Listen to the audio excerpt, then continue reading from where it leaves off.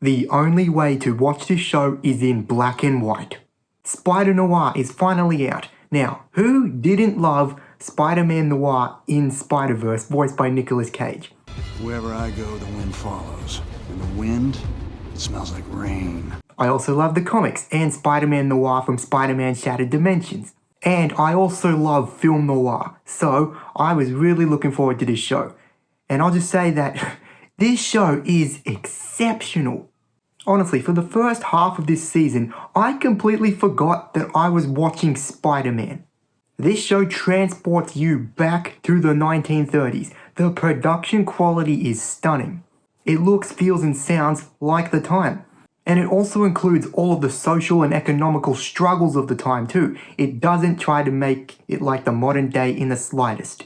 Film noir was a stunning time of cinema. And this show has all of the tropes and iconography that makes noir what it is. The mystery, the grit, the intrigue. And then in the cinematography, the use of shadows, mirror shots, smoke, Dutch angles, it is just stunning. Also, the writing in this show was exceptional. The dialogue is so quippy and articulate, and the mystery unfolding is just so interesting. I will say that this show was actually darker and more mature than I expected it would be. I expected it to be gritty, but it went a little further than I expected. The show largely feels just like film noir, but without the restrictions of the Hays Code back in that time. But it is not only that, because again, this is a Marvel Spider-Man show. There are fantasy themes, and also it gets very expressionistic. All of that blended with this specific genre makes it so unique. And they found a way to naturally blend these things together. When there is action and visual effects, it is all pretty good for a TV show. And what benefits it is that it is so grounded. Honestly, my favorite stuff in the show wasn't the superhero stuff, it was all of the noir stuff. Nicolas Cage thrives in this role. Because of marketing reasons and because of the reason that Nicolas Cage is old, they couldn't have him be Peter Parker, but making him Ben Reilly was the best decision. It really allowed Nick Cage to make this his own character, because he brings his very peculiar acting style to this, inspired by German expressionism. And also calling him the Spider works for noir. I like how from the start you learn who Ben Reilly is. He's been through loss, he's jaded, he's good at what he does, he's a wise guy, he's a little slurred, but he's better than he thinks he is. I really could watch Nick Cage as Ben the Spider all day long. This is my favourite role of his. Kat Hardy is the femme fatale of the show. I like that we've finally gotten some variation of Felicia Hardy in live action. Femme fatales always make for very compelling and frustrating characters, in a good way.